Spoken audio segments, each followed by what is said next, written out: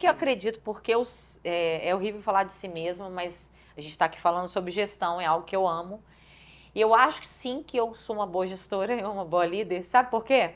Porque quando eu fiz e faço mentorias na área de gestão, a maior discussão que tem lá, eu fico fora da discussão, que é uma palavra chamada turnover.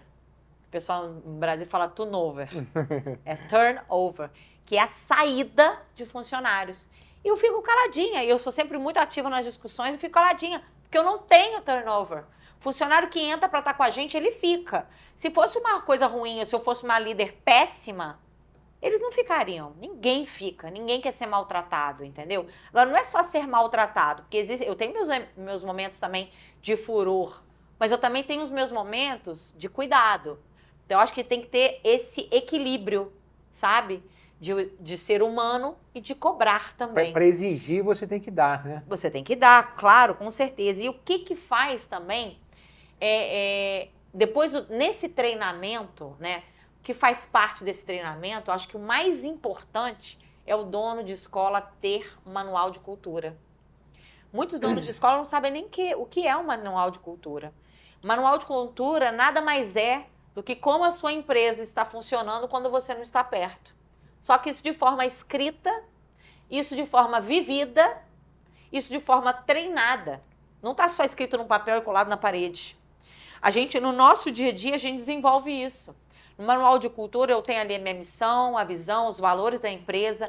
Também falo nesse manual de cultura aquilo que a gente fomenta, né, do funcionário para que ele faça, para que ele seja ativado nisso. E também a gente fala daquilo que a gente não tolera. Que se tiver isso ou aquilo, não vai estar com a gente mais. Nesse manual de cultura, é um pouco um manual de conduta junto com a visão da empresa.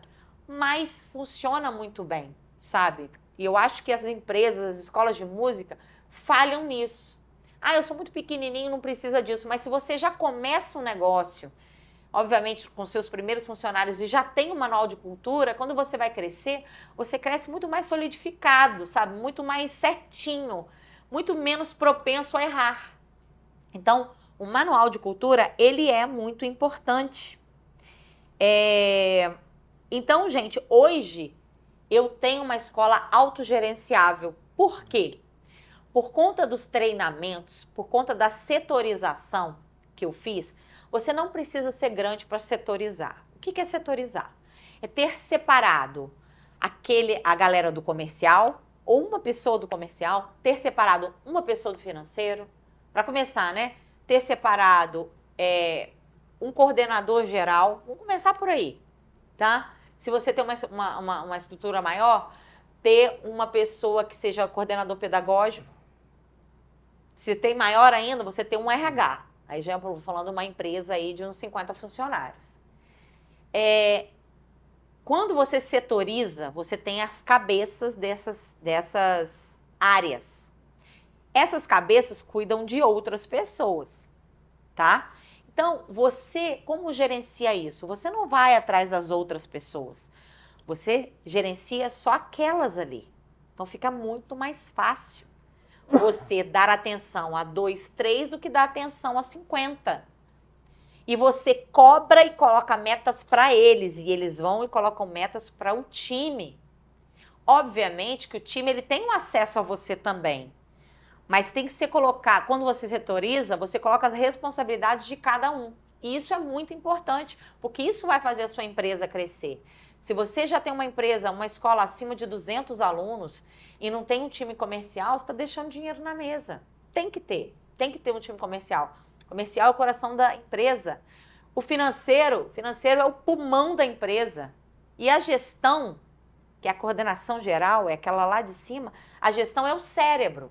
Então, para um corpo funcionar perfeitamente, você precisa de todas essas partes funcionando bem. Por isso que eu tenho uma empresa autogerenciável, vou na escola física uma vez na semana, só vou às segundas-feiras, fico 3 horas ali, é suficiente.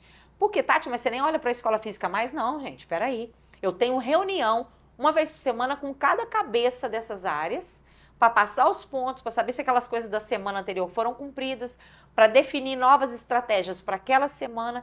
Eu tenho um planejamento estratégico de como vai funcionar. Eu passo, eles executam. Eu venho e cobro. Por isso que eu consigo ter uma empresa autogerenciável. Isso não é mágica. Isso tem que ser construído, né? Então, a gente falou aqui dos 3 erros que impedem a escola a crescer. 1 foi não conhecer os números. O 2 foi ter uma empresa que depende exclusivamente de você para funcionar. E o 3 é o que a gente vai falar agora.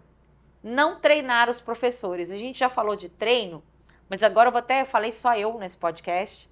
Eu vou deixar o Matheus falar um pouquinho da parte de treino especificamente. Por quê? O professor ele tem que ser treinado, porque ele vem com aquele lado da maestria, o lado da técnica apurado, o cara toca bem. Mas às vezes o cara tem esse lado, mas ele às vezes não sabe dar uma boa aula, sabia? Então, quando você acaba de contratar um professor, o ideal é que você coloque ele para passar um tempo com os outros professores que já estão inseridos dentro da sua metodologia, por exemplo. Que treine o professor para dar uma aula experimental. O Matheus mesmo já deu treinamento de aula experimental para os professores da Starlink. Isso é uma coisa, cara, que tem que ser feito sempre, porque as pessoas se acomodam.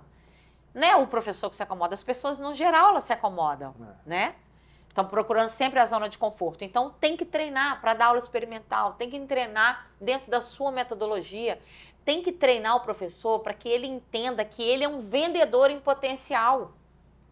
Não só depender do time de vendas. Se o professor está ali, ele dá uma boa aula, ele está vendendo para o cliente também. E ele mesmo oferecer, olha, eu dou um outro curso aqui dentro, uma prática de banda, você está tocando super bem, por que você não vai fazer a prática de banda com a gente? Ele vira um potencial vendedor, e aí você, como dono de escola, você bonifica ele porque fez essa venda.